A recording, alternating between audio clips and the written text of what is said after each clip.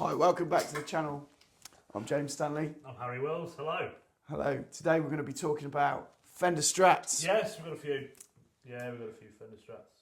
And the thing is with Fender Strats is, there's just so many. There's so many places where they're made, and there's so many places where you can get them from, and there's so many different things. So I think bring you a little run through, and this is going to appeal more for the second-hand market because a lot of the ones we've got today are like 90s, noughties, early noughties.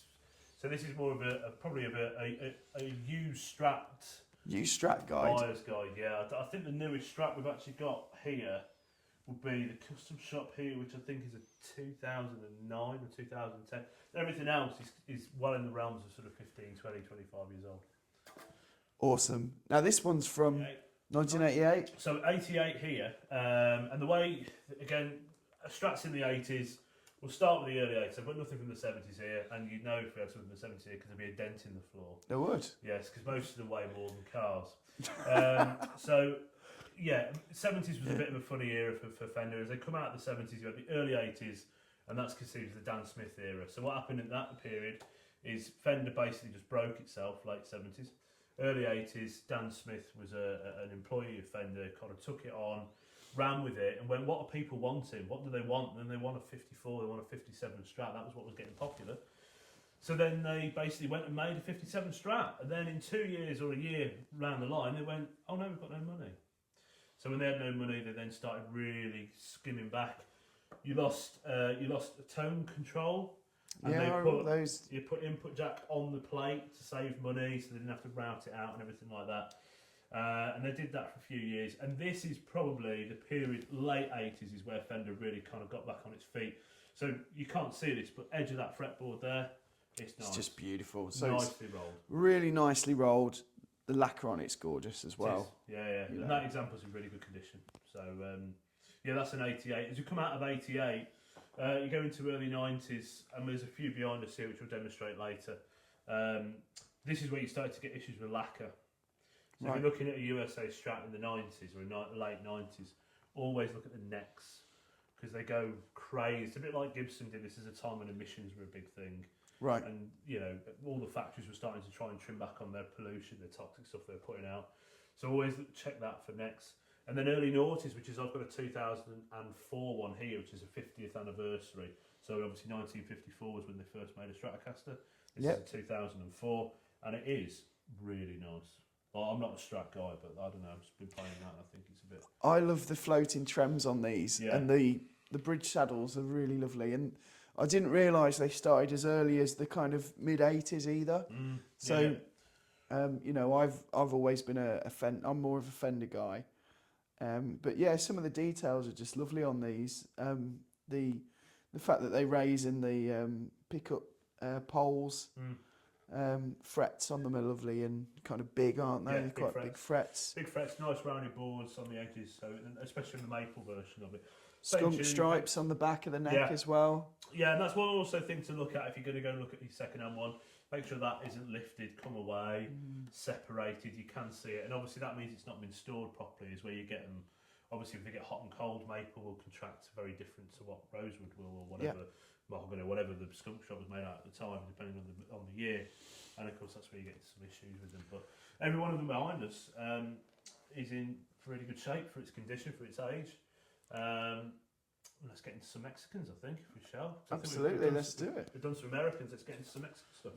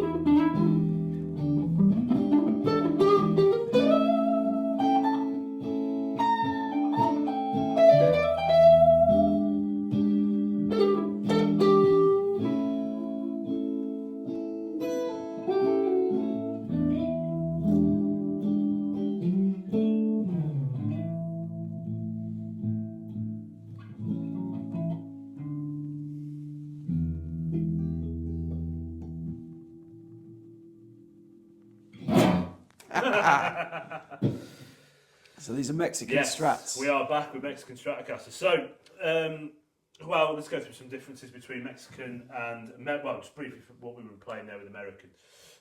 Saddles, quality, money. That's probably what I'd say. Biggest things. Metal, quality, and money. Quality, I'd say not so much. It is not massive. The step in quality between American, Mexican and Japanese is not huge. The metalwork and the actual fit and finish is kind of where I see. Like you said, saddles earlier on. Yeah. These are much more like the 60s CBSE type saddles that you get. They're stamped, they're a little bit, you know. Rough around the edges, aren't they? I mean, if you got really like into it in a moment in a guitar, you know, in a solo, and you really give it some grief there, I mean, you're probably going to end up some stitches. But that's just what it is with them. Yeah, that's what you know, that's the money that you paid for. Yeah. There's also 187 miles between the American Fender factory and the Mexican factory, which is the same distance from here in Atherstone, England, to Durham, which is where one of our esteemed MPs went for his eye test during lockdown. So, you know, just go down the road. What you could do is, you know, if you're in the States and you're in a lockdown in California, maybe you could go to Baja and take your Mexican get yourself a Strat. Mexican Strat. Yeah, I know, yeah, why not? Do an eye test. Check the rosewood, maybe. You know. Check the rosewood. Yeah, well, that is the first resounding feature between these two guitars. I think this one in my hand is a 2004, and the one in yours is a 2000. One thing to notice on this, the actual wood that they've used for the neck is really nice. Yeah, it's lovely. It's really nicely flamed. I mean, it's hard to sort of say what changed through years, but that just seems to be a really nice years for Mexican Strats. 2000, 2001, 2002, and they kind of just went a little bit south after that. Not massively, just a little bit. They sort of started to trim back on a few bits, but yeah, I mean, these are for giggers. If you're a hard gigging musician, or just someone who play, you know, whatever, and you know, maybe you don't want to spend thousands of pounds or up to thousands of pounds on guitars, and you just want to go out and play them. What more do you need? What more could you need? What more do you need? I've got some friends who are like you say, they're working musicians. They're gigging all the time. They've got a magic Mexican Strat somewhere where they've had it, they've bought it. They've thought, I'll leave it in the van overnight, you know, when we're away, and they'll happily do that with a Mexican one. Yeah, of course they will.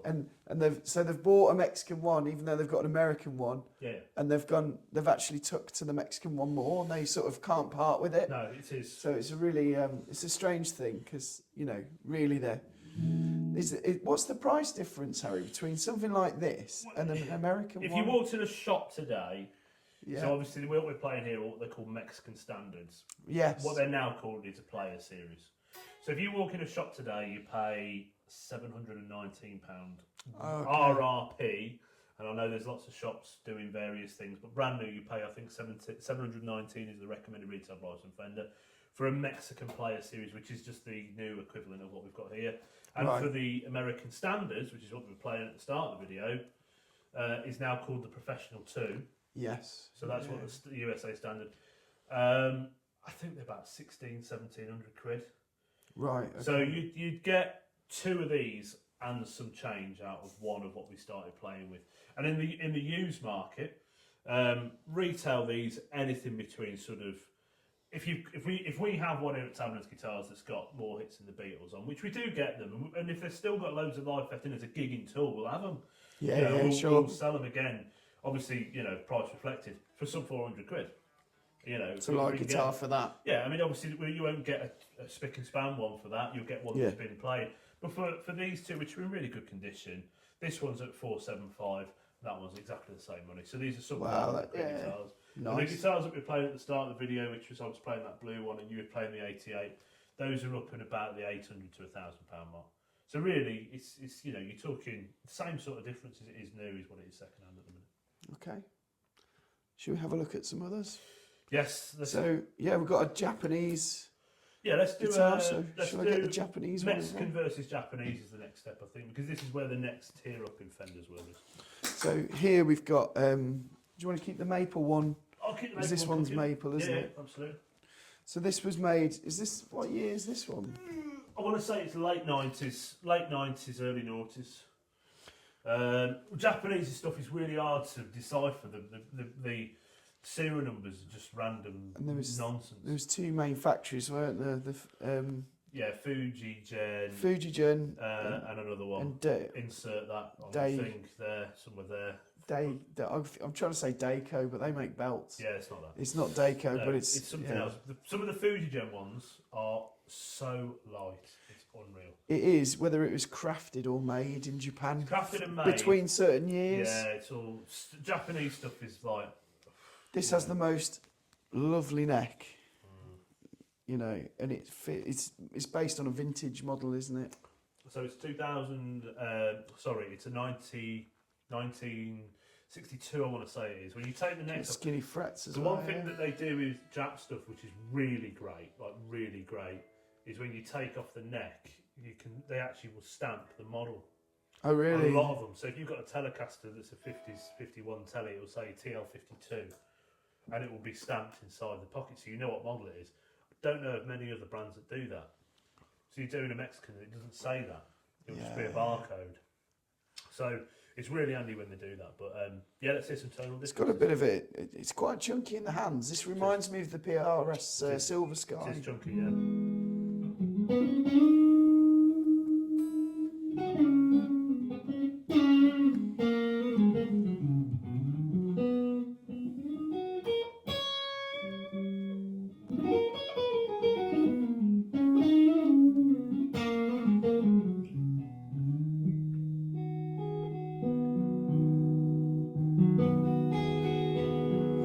It's quite dynamic guitar as well.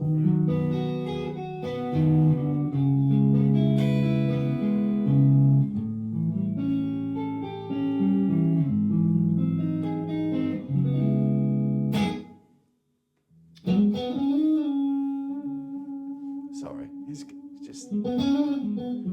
That's great. It's got sustain as well. You know, the sustain's great. Let's try this against back to back with this Mexican one. So yeah, so the similar time period. Yeah. Similar time period. Obviously, both maple boards.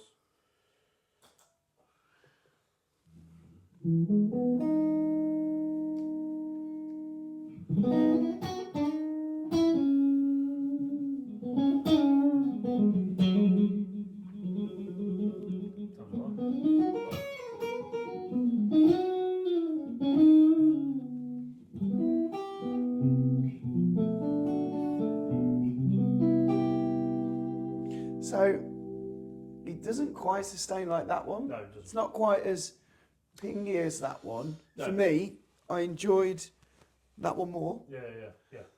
But this is a damn good guitar. Well, the thing is, You as well, know? this here is obviously quite special. We talk about this guitar. Obviously, there's paisley, there's blue flower, there's black something, and there's a red one. They did photo flames earlier on as well in the 90s. They did. Photo flames were a bit love and hate with them. This is something quite unique. It's a Japanese trait. Obviously, they do American custom shops of these, and they're all the money.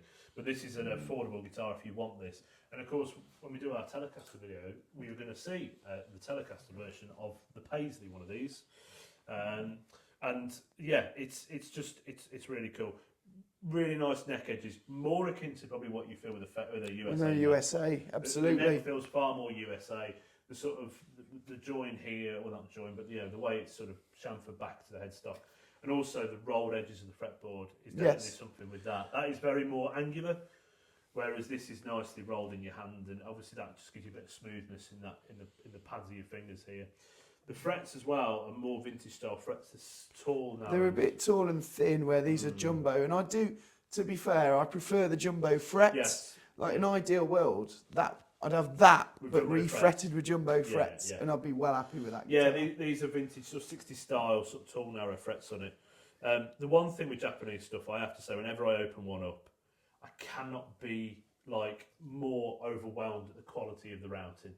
Yeah. I mean, I know you wouldn't, but you could put a completely clear scratch plate on that, look at it and go, wow, they've really the quality of the routing, and anything Japanese is just unbelievable. You even open up some American guitars, Mexican guitars, and there's like little flakes of polish or bits of overspray or something like that, whereas in here, there's none of that.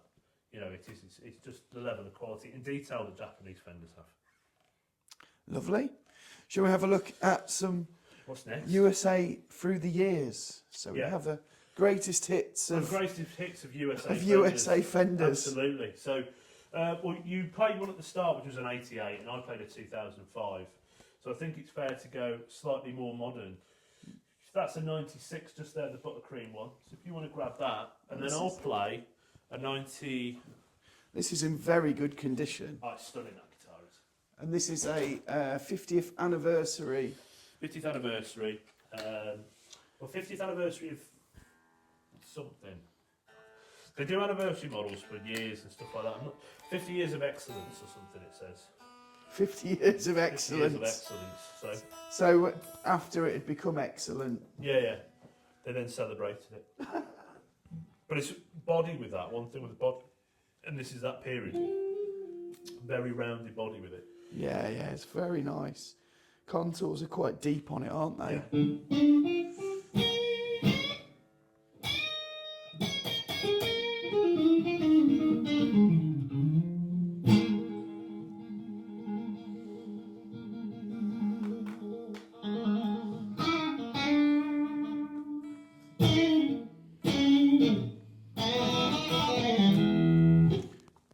Cool, isn't it? Yeah, it's good. Definitely got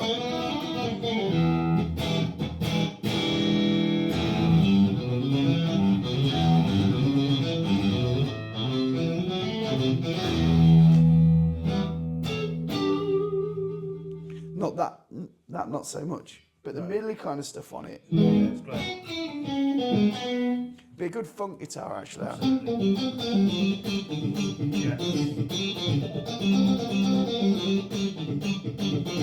Yeah, definitely. It's got a lot of snap and twang now, hasn't it? Yeah, it cuts through. Cuts through massively. It's really cut in, which, you know. Well, let's hear basically that is an American standard. This is American standard, just the year they put that tag on it. And this one's a 97. I love the aging on this. A year later. Fretboard aging's wicked on it. I've always loved those with Fenders. Absolutely. Honest wear with guitars. Oh, lovely. More mellow.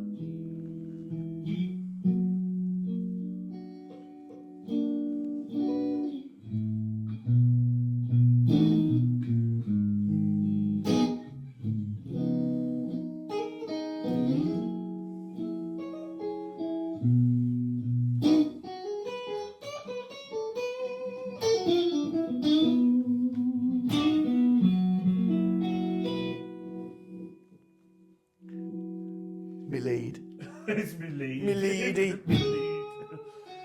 Now it's got a bit of a hollowiness to this one. When you dig in, it kind of pops out, which I quite like. You know, and 97, they did start putting this notch on the tone. Yes, I see. This hasn't got it. That has. So you just get a little bit of a boost.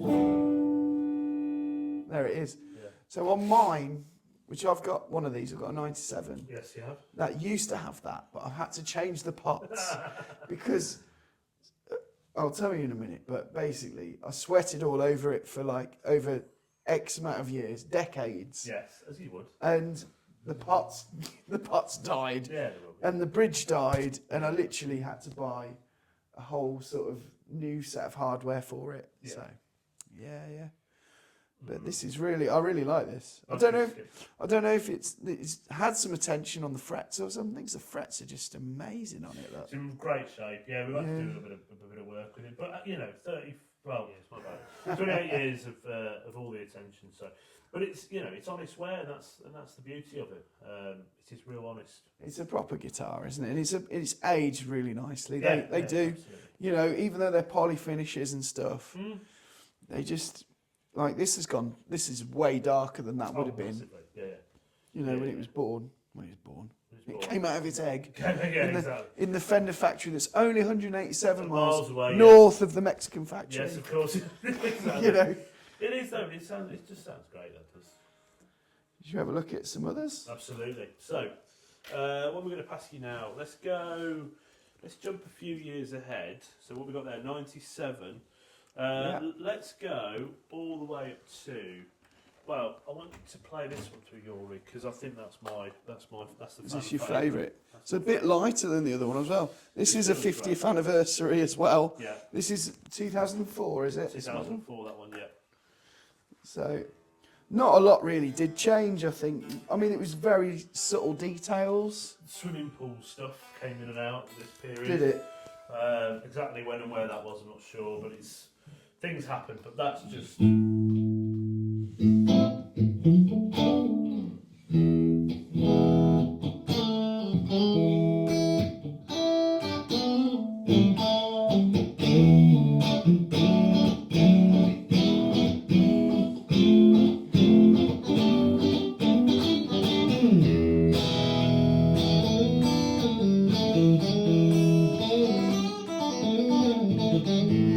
It's got songs in it, this has, hasn't Yeah, it? it's serious, that guitar is. Yeah, this is really nice.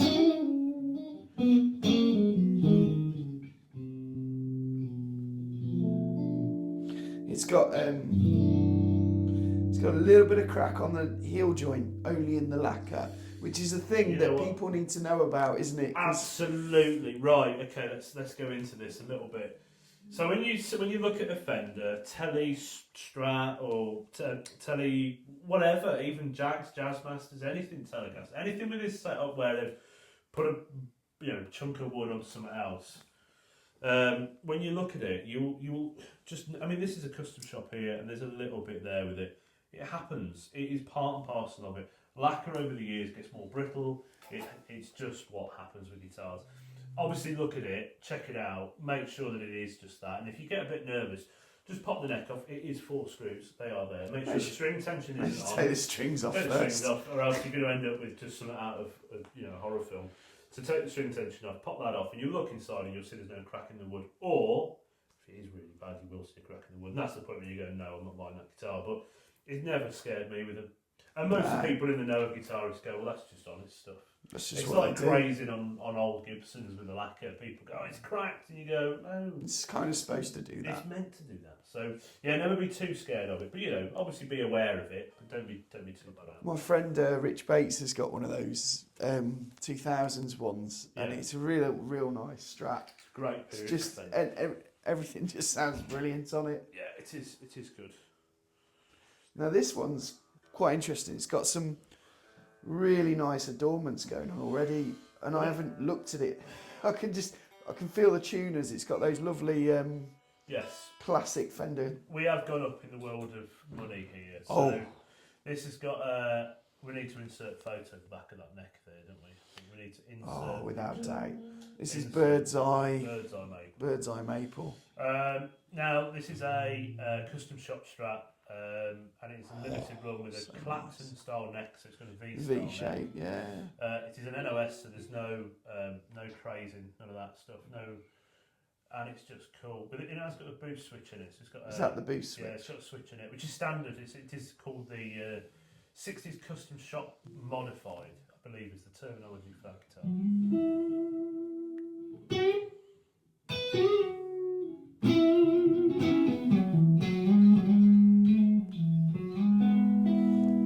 Reverb.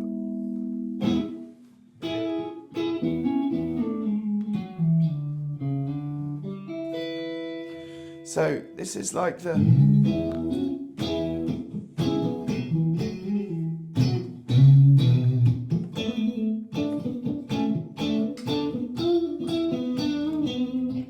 all right, this is cool.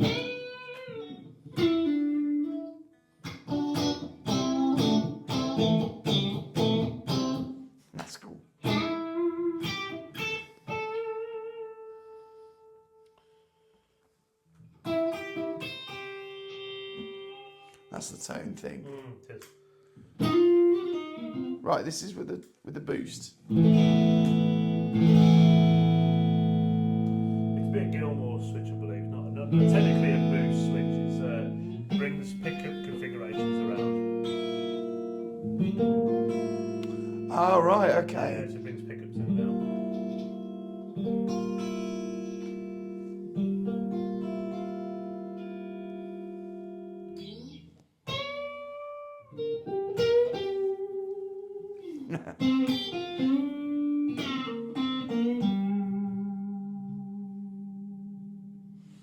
Great. It's cool, isn't it? So this is a custom shop model. Custom shop model. So there is one thing in this guitar which is going to spring a debate potentially on Strats and just opinions in general. And it's noiseless pickups. Yes. So, noiseless pickups. Some people love them, some people absolutely do not love them. Why? Why wouldn't you love noiseless pickups? Well, you see, I'm on the fence where I don't like them. Oh, okay. I don't like them. And the reason I don't like them is simply because there is just a little bit of Strat that gets lost in them. There's just a little bit of like Stratiness that you lose. So you've come out the back of a 2005 one, which I'd say is a really smart guitar, which is that blue one just there. Yeah. And then that's got all the Strat in the world. It's got twang, it's got snap, and then you've got this Hendrixy Vaughan thing on the neck pickup. Yeah. And you obviously with that comes, if you were plugging it into an old Marshall, an old Fender amp, comes a lot of horrible noise because there's zzz and all this. Yeah, if you're tracking as well.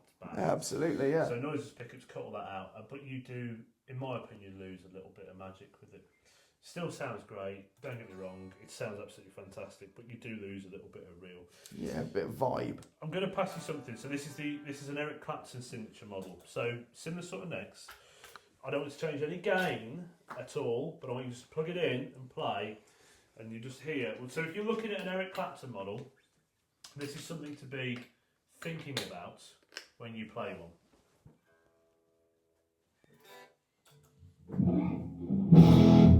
Yes. Oh my god.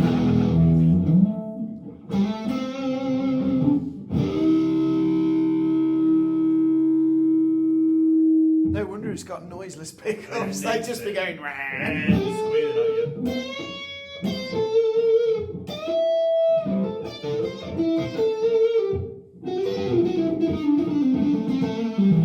slow. You got to play like slow hand, haven't you? Good. It's got a great tone though, you know.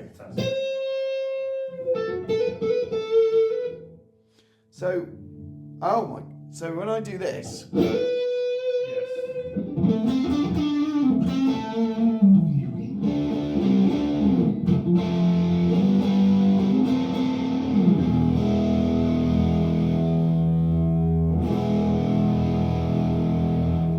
how do I make it a normal Strat? I don't know. You don't. I don't know.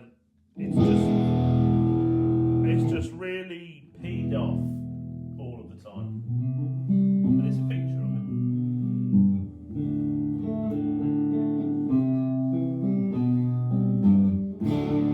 And then you just go.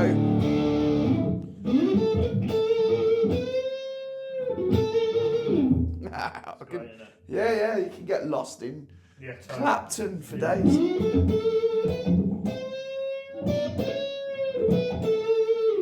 Great. And I bet it's good on the.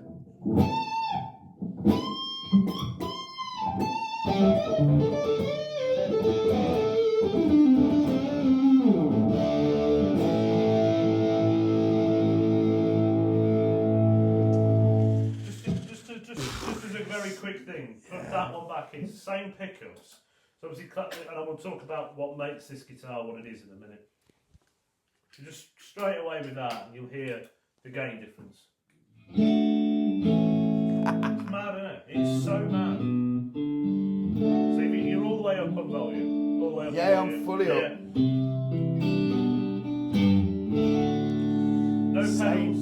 No pedals, No, my amp's set the same as it was. And these are, in essence, the same pickups, noiseless pickups, but there is some absolutely fabulous stuff going on to that pick guard. Oh man! And it's almost like a built-in rat pedal or tube screamer or something of that ilk there. So. It's like it's like a whole thing going on. Like a boost switch. I use I love my Echoplex boost switch, and it just nices up the tone. Yeah, absolutely. And it's like it's built into the guitar. It is.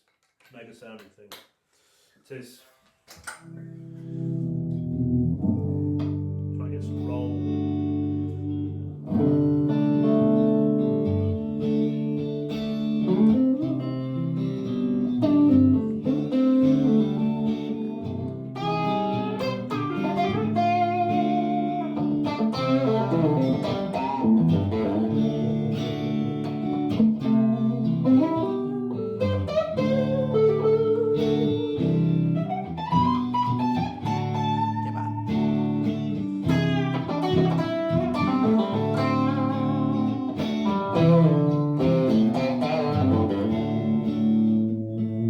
it's got it there. Yeah, it's got cool.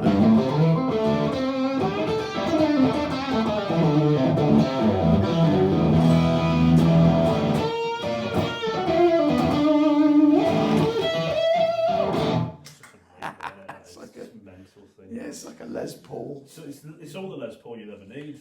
Yeah, it's like a Les Paul. So, yeah. You know when they put the single coil thing in the Les Pauls? Yes. The pull pot to make it sound like a Strat. It's just their response. It's their response, and it's a response. It's great. I mean, it's the most unstrat Strat you'll buy, but I don't know. I mean, it potentially is attributed to his tone and how he gets his tone, especially in like the 90s, maybe 80s period. I don't know. We'll insert a blurb there of what's going on here, because to be brutally honest with you, even though I bought and sold this guitar, I don't fully understand what goes on with this pickguard. No, So there's some cool stuff going on. Insert blurb there, but it's mad. We've got some other stuff. So cost difference between custom shop stuff and USA stuff. Everything you've seen so far, apart from these two guitars here, really are sort of £1,000, or up to that point. So Mexican Fenders, let's just be straight up. Mexican Fenders is obviously your walk through the door to get entrance. Into Fenders. Yeah. And you're going to be paying second-hand prices depending on how new and the condition.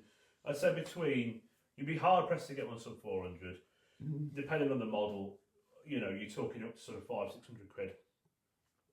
Vintera stuff a bit more, and all the sort of special runs and classics and things like that. But that's kind of where you're at. You can get yourself into an American standard Stratocaster for under £1,000 quite comfortably, with quite a bit of change, depending on the year and again condition. But then obviously once you start getting into the newer stuff, the professional series, above obviously the newer than standards, second hand you're breaking £1,000, and then once you're there, the sky's the limit. Do you want to look at the wild card? Well, the wild card. Oh yeah, your pink thing over there. I've got a wild card here. Got a wild card. Well, wild blue, right? Yeah. John wild Major. card. So this is your bag really, because I'm not PRS, even though I do have a few PRSs in. I wouldn't say they really do it for me. I put this in the mix because that guitar is the most best-selling guitar of 2023, and Fender sales went down. So Fender sales went down last year. Not that they were bad; they weren't bad sales. They were just, they were monsters, aren't they, Fender? But One of the biggest name in the business, I'd say. But this is it's. So I play a lot of Strat type guitars, and this is my actual Strat. Yes, it is. It's your one. So I bought this when I was 14, and I worked. I sold horse poo to buy it, to be honest. I bagged up horse poo. I got up early in the morning and fed horses every day. I bagged up horse poo. I worked for the farm next door where I nearly died quite a few times. It was like every day was like that film, where you can see your death coming. Oh, Final Destination. Every day was like Final Destination, and it took me 2 years to get £400 together to buy this. Yeah, well, that's what they were. And that's what they was. And it was a Case Queen, and it needs a bit of work because it's getting old. The frets need there's definitely some work to be done on the frets. Yeah, there is. Yeah. But it's a magical guitar. Yeah.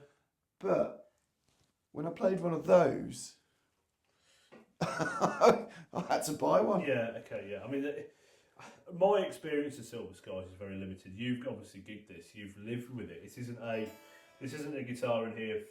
This is your own personal guitar. Yeah, absolutely. Story with it. Yes. Wow.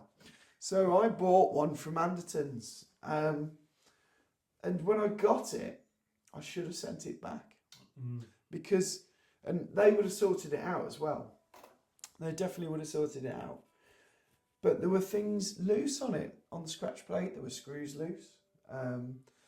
They were all. I've done a video on what it was like when I got it and what had to be done. But essentially, it needed a big fret job doing, didn't it? Yeah. So obviously this is kind of our meeting again started. Yeah. Was James bought us this guitar in at Tanner Guitars and says, not happy with it, it's buzzing and this, that and the other. And we did an examination of the fretboard on it and found that there was, of the 22 frets that are on it. 13 of them were out of level, so we put the fret rocker on and we went up and down the board. Obviously that's how you measure where your height of your fretboard is, as to how level they are. And it was basically like a guitar version of Himalayas, is what we're dealing with here. Not to say anything bad about PRS, and look, we've got good and bad in all guitars. You could spend a serious amount of money and get a guitar in your hands that is not the way you want it to be. But the thing with this was it had all the makings of being a fabulous guitar. It really did. And just feel it now, it feels like a quality instrument. Feel the neck plate, this here, the join, the neck feel. It's a ringer as well. You strum that. Great guitar. It feels it's very great. lively. And I've only had this in my hands in a working space, not in a sitting and playing now in front of you guys. Straight away, it just feels really well made, really, really solid. If I was going to get real critical, plastic tuning ends. Yeah, in Tesla colours. All right. Okay. Well, each their own. But Yeah. I'm not that would. That's the John Mayer thing, that is. Is it? Yeah, Okay, inspect it out. Inspect it out with that on it. He likes his Tesla stuff. Yeah. Okay. All right. Oh no, you like a Mustang. Yes. I like a big slab of metal there. Yeah, to be fair, this is my kind of thing. Yeah. I like these classic tuners. It's your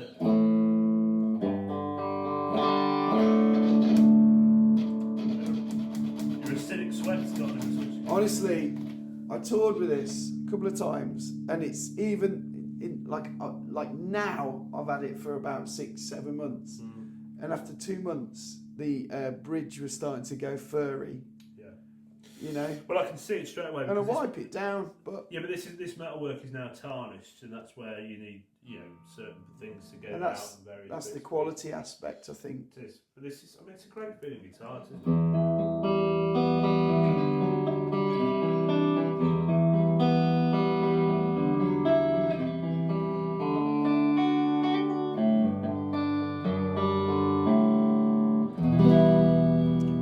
Proper loud guitar, isn't it?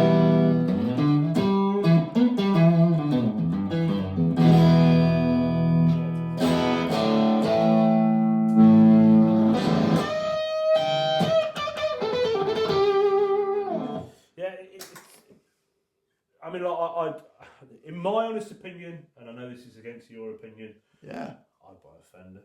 I like Fender, and I do. I've kind of.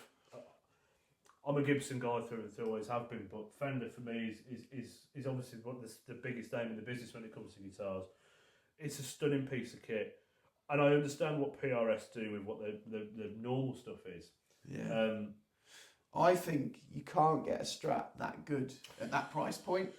Well, that's the other thing. That's why you don't buy a Fender, because if this is in that price point where and what are these? This was £500. Yeah, you can't buy a Fender for that. You can't get a Fender for £500. You can't get a Fender for that money, but there's a lot of Fenders, I think, that aren't as good as that. No. And that are more. Well, the first thing straight away, edge of the frets, they're massive. They feel great. Yeah, there's a 63 type neck. Yeah, so straight away it feels very 60s type Fender, and that is where, looking at those frets there, it's just brilliant. Yeah, it is actually really, really good quality guitar. But I don't know. I know it's not quite a Strat though, is it? But then again, hey, look, I've had it so many times. We're in a guitar shop where a guy walks through that door, picks up a guitar, and goes, "No, I don't like that, mate. Here you go." And then the next guy will walk in and go, "Well, this is the best guitar in the room." That's the thing with guitars, though. That's why there's so many different brands doing so many different things. And you've got to try them all, because you'll find one that you just gel with, and you might not even be expecting that. Give us some tones on this. I think we need to put this into the mix, and you know how to get the most out of that guitar. Yeah, definitely. I feel lost. It does take a bit of getting used to. Very confused. The neck is just really chunky on it, isn't it? Yeah, and it's wide. It's wide this way. I'm like really used to it. Yeah.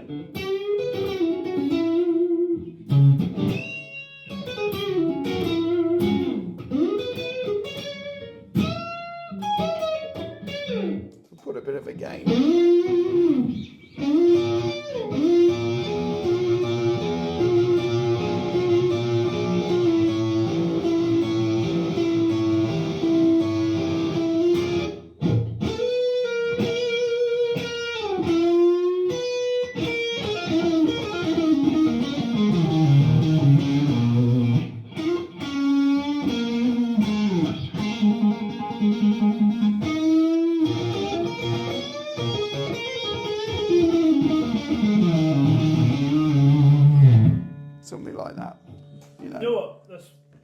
best sounding Strat in the room, isn't it? It's a really good sounding Strat in my hands. It's the best Strat sound in the room that's not a Strat. Let me play it.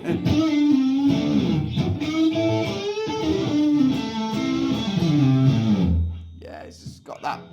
Yeah, It's got that low kind of thing. Yeah, exactly. It is. I'll tell you, that's a really good sounding guitar. But you've got to be happy to go with a fat neck, because Yes. that is fat. After playing them, it's wide. It's really wide, isn't it? It's massive. It's like it's not quite got the shoulders. No, it hasn't. Where I mean, this is a completely different animal. Yeah. This is a V-neck, but there's no Fender here. That's Or for a matter of fact that I know of that would have a neck like that on it. As a Fender you can buy in a shop, or as a normal second-hand guitar, rather than spending thousands of pounds for master builds or custom shop stuff. Yeah, a friend of mine played it, and he was curious, and he's a Tom Anderson guy. Right. So he's one of the few with a Tom Anderson in this country. Yeah. And that again, I've had to go on that, and it's just the most. It's just like you play, and it's like it's like a really stunning guitar. Gel. Yeah, and like they're a really expensive guitar, and then you've got to if I wanted a Tom Anderson, there'll be like one available, and you've got to travel to Scotland, and or there'll be a waiting order and whatever, or all that stuff. Yeah. And he was like, "Oh, this is a bit like my Tom Anderson," and I was like, "Wow!" For someone to say that, I was like, "Oh my god!" Yeah. But again, this didn't play like that when I got it. So remember, like a lot of these play great, and they've come out like this one hasn't had a lot done to it. Yeah. And that's Well, that's 97. So no, it's 97. 97. So 20. We've done this a minute ago. 28 years old. It's 28 years old. 27 years old. 20. And again, if I play that one, let's do a bit of that. That one's a guitar that sort of I've never sell this guitar because of the kind of Story of the story of it was a bit like the Fresh Prince, wasn't it, when I got it? This is the story.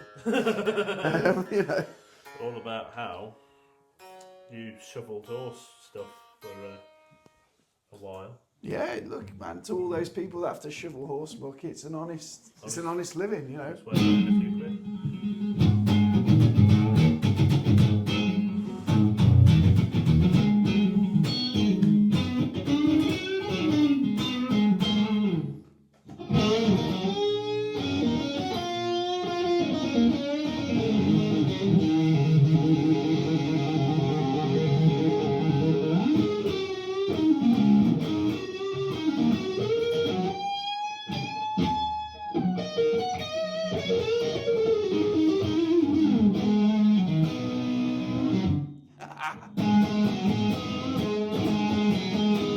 It brings out a different thing in you when you play this one.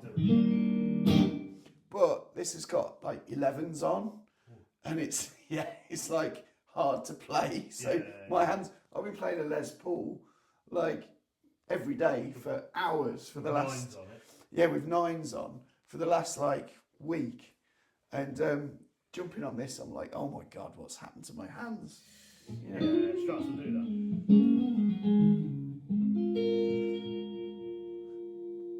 Still not quite as resonant as that one. No. But it's got a bit of grit in the pickups, It's those Texas specials. Yes. Yeah. I like that. Sounds smart, that doesn't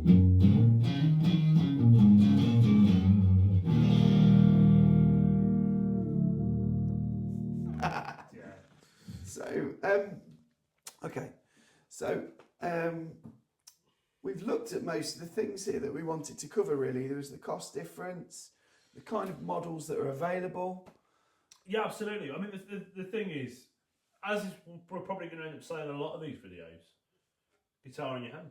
You've got to put it in your hands. 800 quid, 1,000 quid, 400 quid, 2,000 quid.